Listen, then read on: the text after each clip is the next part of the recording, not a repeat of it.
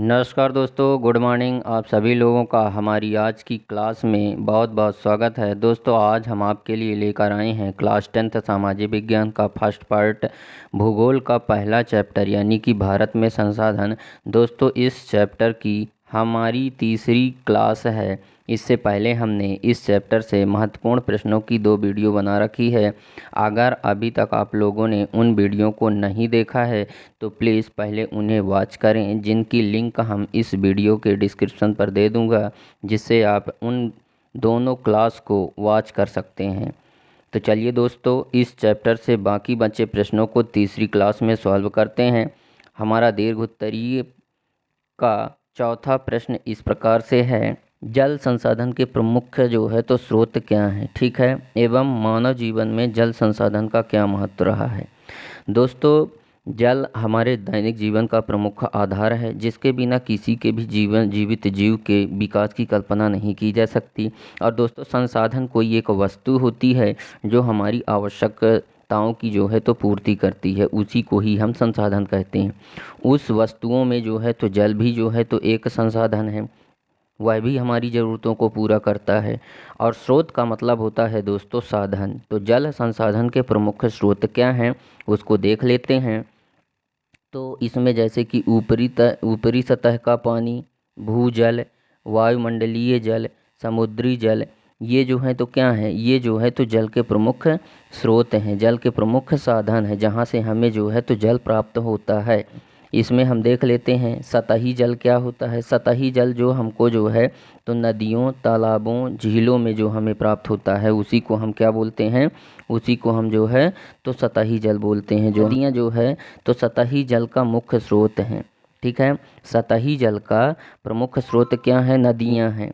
उसकी सहायक नदियाँ भारत के प्रत्येक भाग में पाई जाती हैं, ठीक है। 3 मुख्य नदियाँ जैसे सिंधु, गंगा, ब्रह्मपुत्र, ये जो है तो क्योंकि क्या है, सतही जल के प्रमुख स्रोत नदी हैं, ठीक है। तालाब भी हैं, झील भी हैं, लेकिन सभी में जो है तो महत्वपूर्ण नदियां हैं, जिनमें जो है तो सिंधु, गंगा और ब्रह्मपुत्र प्रमुख 3 नदियां हैं। वे भारत के कुल सतही जल का लगभग 60% प्रवाहित करती हैं, ठीक है। विश्व के प्रमुख नदियों में ब्रह्मपुत्र और गंगा क्रमशः 8वें और 10वें नंबर पर हैं, ठीक है। उसके बाद हम देख लेते हैं भूजल, ठीक है। उसके बाद हम क्या देख लेते हैं, भूजल।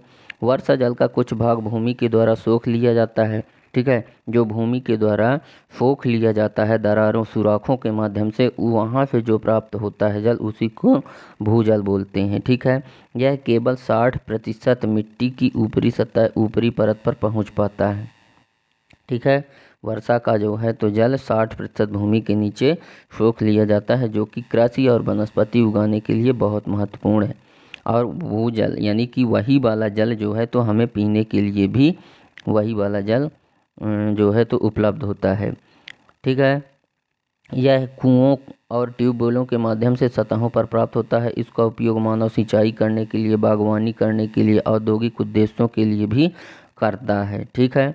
उसके बाद हम देख लेते हैं वायुमंडलीय जल क्या होता है। वायुमंडलीय जल जहाँ वहाँ पे जो है तो उपस्थित वो वाला जल जो वाष्प के रूप में उपस्थित होता है, क्योंकि वाष्पीकरण होता है जब पृथ्वी पर सूर्य का प्रकाश पड़ता है, तो जो भी कुछ जल उपस्थित होता है उसका वाष्पीकरण होता है और वह भाप बनकर जो है तो वायुमंडल में जाता है, और वहाँ जाने के बाद उसका संघनन होता है, वह एकत्रित होता है और फिर जो है तो बर्फ़ के रूप में जम जाता है। और उसके बाद जब बर्फ़ का टुकड़ा इतना बड़ा हो जाता है कि वायुमंडल उसको सहन नहीं कर पाता, तो क्या होता है, वहाँ से वह बर्फ़ का टुकड़ा टूटता है और टूट करके जो है तो वह वहाँ से नीचे गिरता है।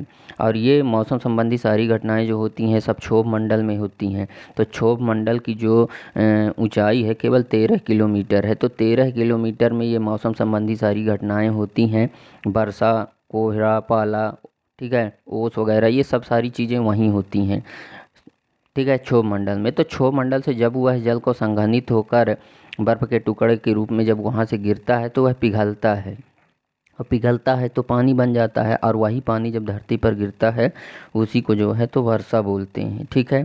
तो वायुमंडलीय जल कहाँ हमें मिलेगा देखने को, तो जल वाष्प के रूप में वायुमंडल में हमें मिलेगा, ठीक है। इसका उपयोग नहीं किया जा सकता, यह केवल जब वर्षा के रूप में पृथ्वी पर गिरेगा तभी हम इसका उपयोग कर सकते हैं, ठीक है। नेक्स्ट है महासागरीय जल क्या होता है, ठीक है। तो इस प्रकार का जो जल होता है हमें महासागरों से प्राप्त होता है।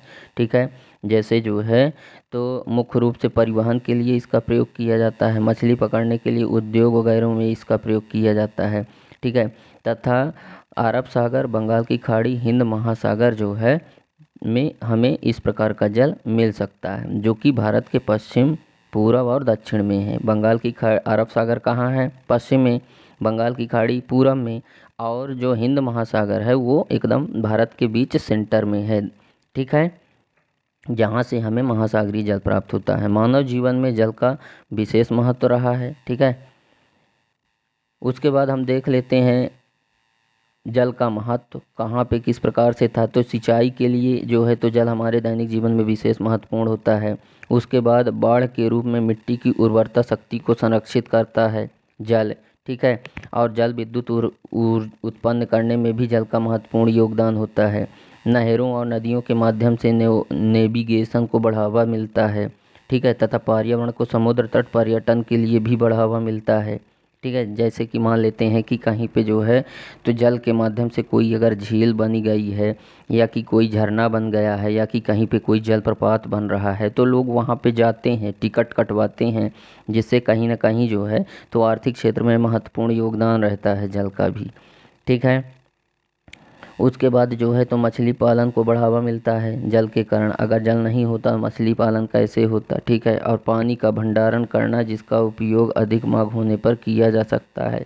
ठीक है, तो ये जो है तो जल हमारे लिए इस प्रकार से महत्वपूर्ण था। उसके बाद हमारा जो नेक्स्ट क्वेश्चन है वो है प्रश्न नंबर 5। वो क्या कहता है कि जल संरक्षण के तरीकों का जो है तो वर्णन करें। क्यों आवश्यक है जल संरक्षण? संरक्षण का मतलब है दोस्तों सुरक्षा से। ठीक है, इसका मतलब जो है तो सुरक्षा से है। तो जल संरक्षण क्यों आवश्यक है, इसकी मुख्य विधियों का वर्णन करना है। ठीक है, तो हम देख लेते हैं यहाँ पे कि क्यों आवश्यक है। क्योंकि जल देखो क्या है कि हमारे दैनिक जीवन का प्रमुख आधार है। जल के बिना किसी भी जीवित जीव के विकास की कल्पना नहीं की जा सकती। जल जितना हमारे कृषि कार्यों के लिए उपयोगी है, उतना ही हमारे घरेलू कार्यों के लिए भी महत्वपूर्ण है। इसीलिए जल को सुरक्षित रखना बहुत ज़रूरी है। ठीक है, वर्षा के जल को एकत्रित करना, उससे बहने से रोकना। ठीक है, एवं जल संसाधनों का वैज्ञानिक प्रबंध करना, औद्योगिक एवं घरेलू प्रदूषण से जल संसाधनों की रोकथाम करना। ठीक है, इस तरह से हम जल को जो है तो सुरक्षित कर सकते हैं। ठीक है, उसके बाद जो है तो हम देख लेते हैं यहाँ पे हमारे देश में कृषि व अन्य प्रयोजनों के लिए जल की उपलब्धता पर्याप्त एवं अनियमित है। जो जल की जो उपलब्धता है वह पर्याप्त एवं अनियमित है। क्यों? क्योंकि जनसंख्या बढ़ रही है, और जनसंख्या बढ़ रही है तो जल की भी कमी हमें महसूस हो रही है। ठीक है, मानसून होने के कारण, क्योंकि हमारे यहाँ जो भी वर्षा होती है वो मानसून के कारण होती है। अगर मानसून नहीं आया तो बारिश नहीं होगी। ठीक है, अधिकांश वर्षा 3 से 4 महीने की ही होती है, जो कि बहुत ही कम है। यहाँ तक कि चेरापूंजी, कोंकण जैसे उच्च वर्षा वाले स्थानों पर भी शुष्क मौसम के दौरान पानी की कमी का सामना करना पड़ता है। ठीक है, बारिश के वाले मौसम में तो ठीक है, लेकिन जो शुष्क मौसम होता है, शुष्क मौसम में जो है तो वहाँ भी पानी की कमी का सामना करना पड़ सकता है। जबकि चेरापूंजी और जो कोंकण है यह जो है तो बहुत ज़्यादा मात्रा में यहाँ बारिश होती है, इसके बावजूद भी शुष्क मौसम में वहाँ जो है तो पानी की कमी देखने को मिलती है। ठीक है, और दूसरा जो है तो वर्षा का वितरण असमान है। ठीक है, वर्षा सभी जगह एक समान नहीं होती है। ठीक है, जैसे जो है तो उदाहरण के लिए हमारे भूजल संसाधन केवल उत्तरी और तटीय मैदानी इलाकों में है। ठीक है, और देश के अन्य हिस्सों में इसकी आपूर्ति अपर्याप्त है। देश का नदी जल भी नहरों द्वारा अच्छी तरह से जुड़ा नहीं है। ठीक है, क्योंकि नदियों से जो है तो नदी जहाँ पे आती हैं वहीं पे जो है तो डैम बनाए जाते हैं, बांध बनाए जाते हैं, और फिर उन बांधों से जो है तो नहर निकाली जाती है, और ज़रूरत पड़ने पर उन जगहों पर पानी पहुँचाया जाता है जहाँ जल की ज़रूरत होती है। ठीक है, तो नहरों द्वारा अच्छी तरह से जुड़ा नहीं है और भारत में पानी की आपूर्ति मानसून और भूमि की स्थलाकृति पर भी निर्भर करती है। ठीक, उसके बाद हमारा जो क्वेश्चन नंबर 6 है उसको देख लेते हैं। क्वेश्चन नंबर 6 क्या कह रहा है? कहता है कि वनों के प्रत्यक्ष एवं अप्रत्यक्ष लाभ बताना है। वन जहाँ पे जो है वन बोले तो जंगल, जहाँ पे जो है तो विभिन्न प्रकार के जीव जंतु पशु पक्षी और हरे भरे पेड़ पौधे उपस्थित होते हैं, उसी को वन कहते हैं। अब वहाँ से हमें प्रत्यक्ष यानी डायरेक्ट और अप्रत्यक्ष यानी इनडायरेक्ट लाभ क्या हैं। प्रत्यक्ष लाभ जैसे हमें जो है तो वनों से क्या क्या मिल गया, जैसे डायरेक्टली हमें जो है तो वनों से फल मिल गया, वनों से हमें लकड़ी मिल गई, चीड़ मिल गया, गाद मोम मिल गया, ठीक है। और जो है तो ठीक है। और अप्रत्यक्ष लाभ की अगर बात करें इनडायरेक्टली, तो हमें जो है तो वर्षा कराने में सहायक होते हैं, वनों से हमें ऑक्सीजन मिलती है, ठीक है। और भी ऐसे कई जो है तो लाभ हैं जिसको हम इस क्वेश्चन में डिफाइन करेंगे, ठीक है। तो हम सबसे पहले देख लेते हैं कि प्रत्यक्ष लाभ क्या हैं। वन हमें लकड़ी प्रदान करते हैं, वनों से प्राप्त लकड़ी महत्वपूर्ण ईंधन है। लकड़ी और गाय के गोबर से कुल ऊर्जा संसाधन का 34.6% उत्पादन होता है, ठीक है। उसके अलावा जो है तो वनों से हमें जो है तो सागौन, साल, शीशम, चीड़, आबनूस, चंदन की लकड़ी और देवदार प्रदान होते हैं, मिलते हैं। लकड़ी का उपयोग फर्नीचर बनाने में भी किया जाता है, ठीक है। उस लघुवन उत्पाद प्रदान करते हैं, जैसे कि जो है तो लाख, चर्म शोधन, गोंद, शहद, कत्था, मोम, राल, बांस आदि, ये सारी चीज़ें जो है तो हमें वनों से प्राप्त होते हैं, जिनसे जो है तो लघु उद्योग आधारित होते हैं, ठीक है। उसके बाद जो है तो उद्योगों के लिए कच्चा माल भी यहीं से प्राप्त होता है। उद्योगों का प्रमुख आधार होते हैं वन, ठीक है। क्योंकि उद्योगों को चलाने के लिए जो है तो कई उद्योगों जैसे कागज़ उद्योग, माचिस उद्योग, लाख, चमड़ा, तेल, ये सारी चीज़ों जो जितने भी उद्योग हैं सब इन्हीं पर जो है तो आश्रित हैं, जो कि कहाँ से मिलते हैं, ये इनको जो है तो जंगलों से, वनों से जो कच्चा माल है उनके उनके ऊपर आधारित होते हैं ये उद्योग, ठीक है। उसके बाद हम देख लेते हैं जो है तो जानवरों के लिए चारागाह की भूमि है वन। वन जो होते हैं वह जो है तो चारागाह भूमि है। जंगल जानवरों को चरने के लिए प्राकृतिक चारागाह प्रदान करते हैं, ठीक है। उसके बाद जो है तो रोजगार के अवसर भी मिलता है वनों से। 7.8 करोड़ लोग अपनी आजीविका वनों पर ही निर्भर करते हैं। वहाँ से जो है तो फल फूल लेके आते हैं और फिर बेचते हैं, वहाँ से लकड़ियाँ भी लाकर जो है तो बेच लेते हैं, ठीक है। वहाँ से घास ला के बेच लेते हैं, ठीक है। तो इस प्रकार से जो है तो रोजगार के अवसर भी प्रदान कर रहा है कहीं ना कहीं वन, ठीक है। उसके बाद हमारा जो है नेक्स्ट है राजस्व के निर्माण में महत्वपूर्ण योगदान देता है। सृजन का मतलब होता है दोस्तों निर्माण, और राजस्व का मतलब होता है राज्य के लिए आने वाली आय, ठीक है। सरकार जो है तो जंगलों से सीधा आय प्राप्त करती है, करोड़ों रुपए जो है तो अर्निंग करती है जंगलों से, वनों से। फिलहाल अभी तक 670 करोड़ रुपए ही एक साल में प्राप्त कर पा रही है सरकार, ठीक है। उसके बाद जो है तो हम वनों के जो है तो अप्रत्यक्ष लाभ देख लेते हैं। वन जो है तो मृदा को कटाव को नियंत्रित करते हैं। अगर हम पेड़ पौधे लगा देंगे तो वहाँ पे मिट्टी का जो कटाव है वो कम होगा, ठीक है। पेड़ मिट्टी की मजबूती से घेरे रहते हैं, जिसके कारण उसका कटाव नहीं हो पाता है, ठीक है। और पेड़ मिट्टी की जो उपजाऊ ऊपरी परत को भी धारण करते हैं, ठीक है। उसके बाद जलवायु को नियंत्रित करते हैं। जंगल हवा को तोड़ने का काम करते हैं, जो हवा के वेग को रोकते हैं, और वन क्षेत्र की जलवायु को समशीतोष्ण बनाते हैं, वर्षा कराने में सहायक होते हैं। वन जो है तो बाढ़ में नियंत्रण लाते हैं, ठीक है। वनों के अस्तित्व के कारण पानी की गति कम हो जाती है, ठीक है। और पेड़ों से पानी कम होता है, व्यापक वनावरण से पानी की ताकत कम हो जाती है। रेगिस्तानी क्षेत्र में विस्तार को नियंत्रित करते हैं वन, ठीक है। जो कि जो है तो मानव सभ्यता को जो है तो रोकना है। अगर मानव सभ्यता को रोकना है तो वन सभ्यता के विनाश को रोकना होगा, ठीक है। उसके बाद जो है तो हमारा क्वेश्चन नंबर 7 इस प्रकार से है, इसको देख लेते हैं। ये क्वेश्चन नंबर जो 7 है वो इस प्रकार से है कि वन संरक्षण में सरकार के प्रयासों का वर्णन करें। वन संरक्षण में सरकार के प्रयासों का वर्णन करें।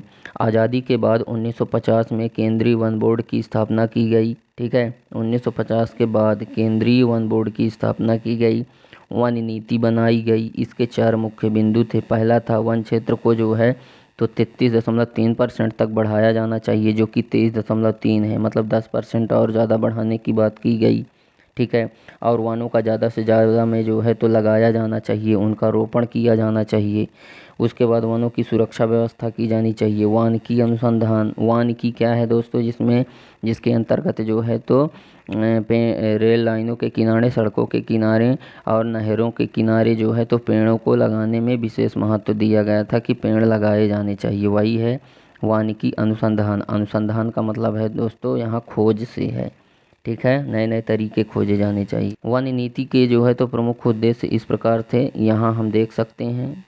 वन नीति के जो उद्देश्य थे, लक्ष्य थे, वो इस प्रकार से थे कि पारिस्थितिकी संतुलन के संरक्षण और बहाली के माध्यम से पर्यावरण स्थिरता को बनाए रखना। मतलब कुल मिलाकर के जो जंगल है, जंगल में जो विभिन्न प्रकार के जीव जंतु, पशु पक्षी जो भी कुछ उपस्थित होते हैं, पेड़ पौधे जो उपस्थित होते हैं, घास होती है, वो सब एक दूसरे से जो है तो किस प्रकार से जो है तो निर्भर हैं और किस प्रकार से जो है तो निर्भरता होने की वजह से वहाँ का संतुलन बना हुआ है, ठीक है।